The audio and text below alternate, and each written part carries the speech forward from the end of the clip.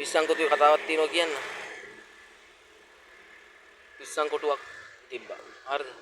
ඔය පිස්සන් කොටුවේ පිස්සෝ සෙට් එකක් කතා වුණා කොහොම හරි මේ දැන් ඇති පිස්සන් කොටුවේ හිටියා.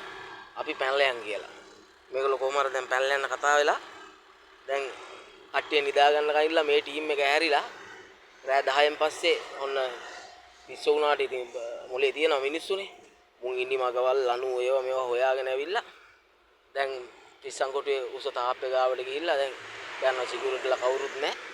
මුන් දැන් කරන්නේ තාප්පෙට ඉනි මග තියලා ඉවරලා ඔන්න එහා පැත්තට පයින්නවා. ආයෙ මේ පැත්තට පයින්නවා. ආයෙ එහා පැත්තට පයින්නවා. මේ පැත්තට පයින්නවා. තමාරෝ ලනුගෙන අල්ලි ඉවරලා දාලි ඉවරලා එළිලා කොහොම හරි දැන් මුන් ට්‍රේනින් එනවා. ලනුවෙන් එහා පැත්තට පයින්නවා. ආයෙ මේ පැත්තට පයින්නවා. හීරීගෙන ඒවා මේවා කරලා දැන් එළියට පයින්නවා. ඇතුළට පයින්නවා. මුන් ට්‍රේනින් එනවා මේ පැනලා යන්න. පිස්සුනේ මුන්ට. හරිද?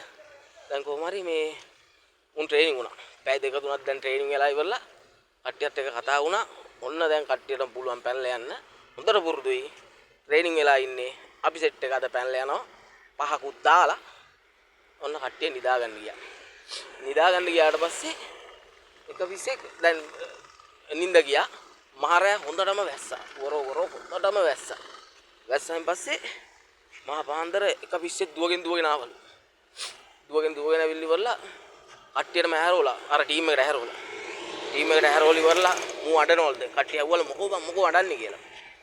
ඊට පස්සේ මූ කිව්වලු අපිට පැනලා යන්න වෙන්නේ නැහැ බං කියලා කිව්වා. කට්ටිය ඇහුවලු ඇයි බං කියලා. වැස්සට තාප්පේ කැඩලා කිව්වා. කවුද?